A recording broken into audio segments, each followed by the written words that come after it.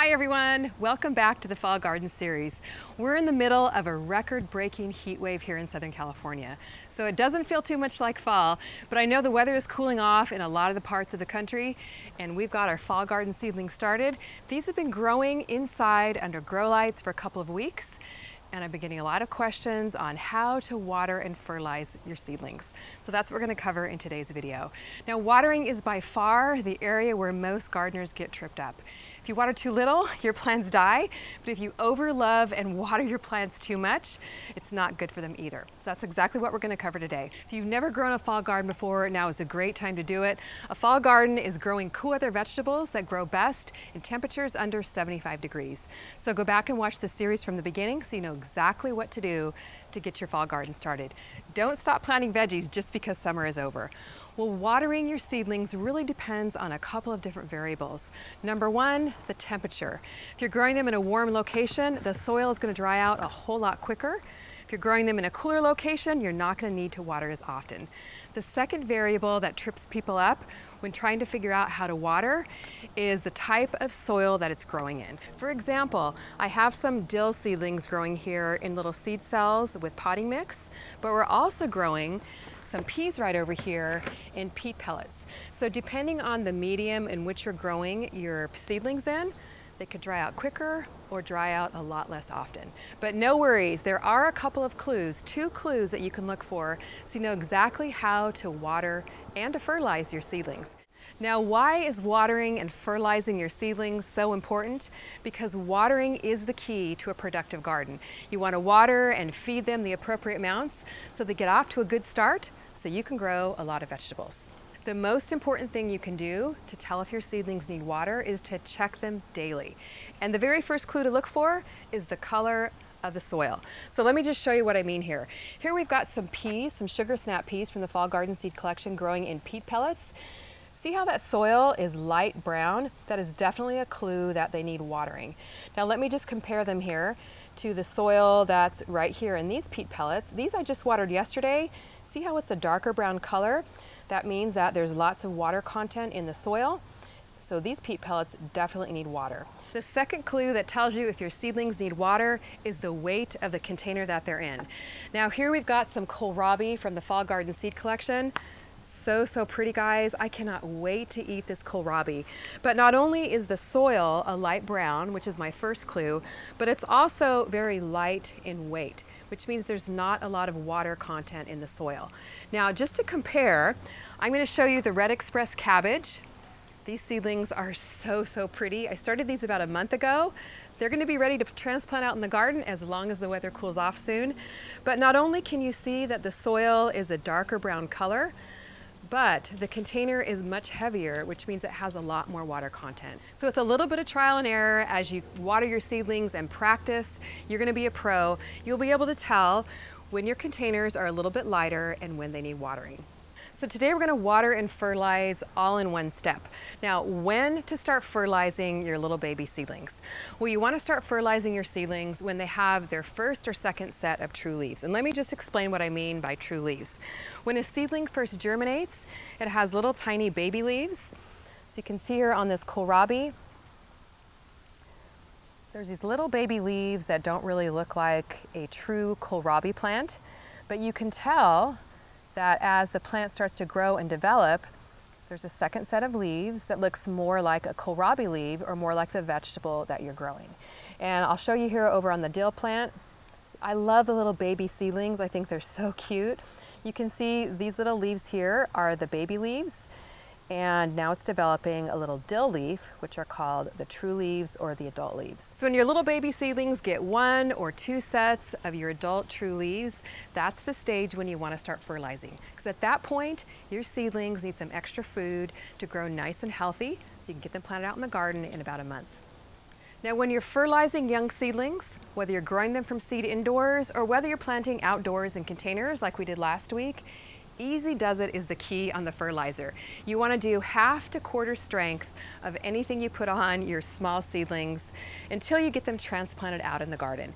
So we're going to fertilize with a couple of different things today. We're going to use the Vermistera worm tea, which I really like because it gives slow and steady growth to your plants.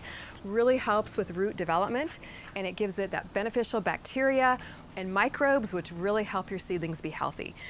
The normal dose would be 4 ounces per gallon. I've got a 2-gallon watering container here, so I'm going to put 4 ounces per 2 gallons. And I've been doing this long enough, I know about what it is. I'm just going to eyeball it. I'm also going to feed my plants with some Good Dirt plant food, which is higher in nitrogen, so it gives your plants that good leafy growth. Normal dose is 4 pumps per gallon, so I'm going to do 4 pumps per 2 gallons. So it's half a dose here. Give it a little stir. Another question I get asked a lot is, how do I water my seedlings?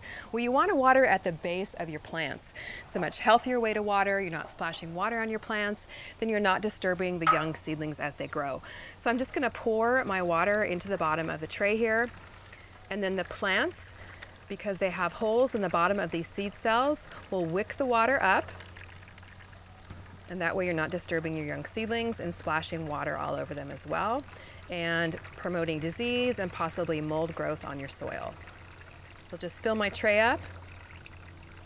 Then after 10 or 15 minutes, the water or the soil will become a darker brown color, and then you want to pour off the extra water.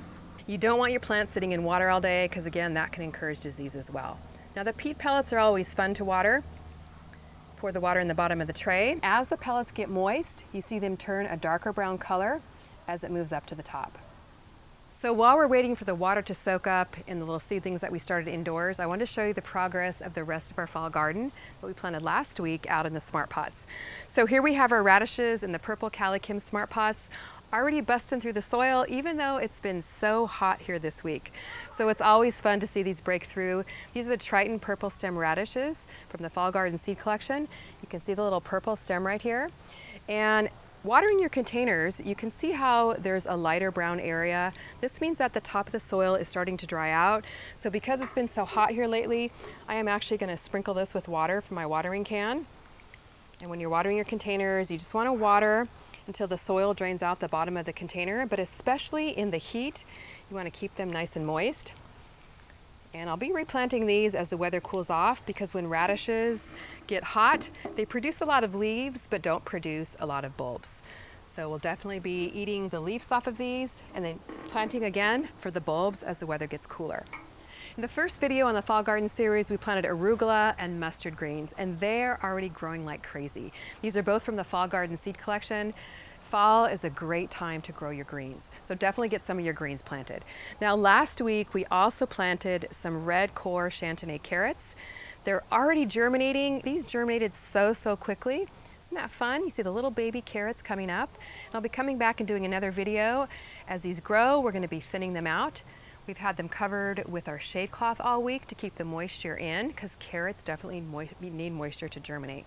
So go back and watch last week's video for exactly how to get your carrot seeds planted. So make sure you get your Fall Garden seeds planted now. Here's some I just planted a month ago. So in a month, you could be having some seedlings that look like this. They're ready to get planted out in the garden. Here's some beautiful feathery dill, a nice cool weather vegetable, the red acre cabbage. These are the Ruby Queen beets from the Fall Garden Seed Collection. Aren't these absolutely beautiful? And the greens are so delicious. Beets are another vegetable that when it's hot, you'll get more greens. Once it cools down, you'll get the beets. And here's the lettuce that we planted right here in the Smart Pots on last week's video. Already busting through the soil. Remember, lettuce needs light to germinate, so all you have to do is sprinkle the seeds in, press them down, and here we are just a few days later, and they're already popping up. Oh, I cannot wait to taste that fresh lettuce again. And right here in the Berry Blue Smart Pots, the Sugar and Sugar Snap peas we planted last week are already busting through the soil. This is just so much fun to plant these fall garden seeds, see them break through, and know that we're going to be eating some fresh, tasty fall vegetables in about a month to 6 weeks. Now let's check on our seedlings that we're watering to see how they're coming along. You can see the pellets here are a darker brown color. The soil at the top is a dark brown color. They're much heavier in weight than they were before. So I'm going to go ahead and pour off the water that's not soaked up. Just go ahead and pour it into my little tomato planter here. I'll get a nice little dose of water and fertilizer as well. Then our seedlings and our little seed cells, same thing. The top of the soil is a dark brown color, which indicates they've soaked up enough water. So we're going to go ahead and pour off the excess. Just gonna dump them over here on my flowers. If you're doing this indoors, you could dump it into a pitcher and then use that water to water some other plants.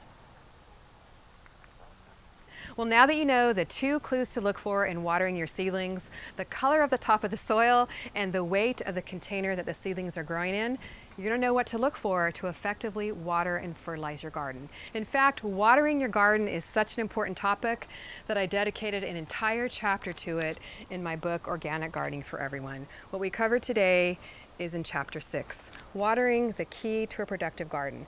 So if you haven't yet got your fall garden started, it's not too late. Grab one of my fall garden book seed bundles. You can save $5 when you purchase them together over at CaliKimGardeningHome.com. Got 14 varieties of cool weather vegetables that'll get you growing your fall garden in no time. Let me know what you're growing in your fall garden and how things are going for you. Thanks so much for watching. We'll see you on the next video.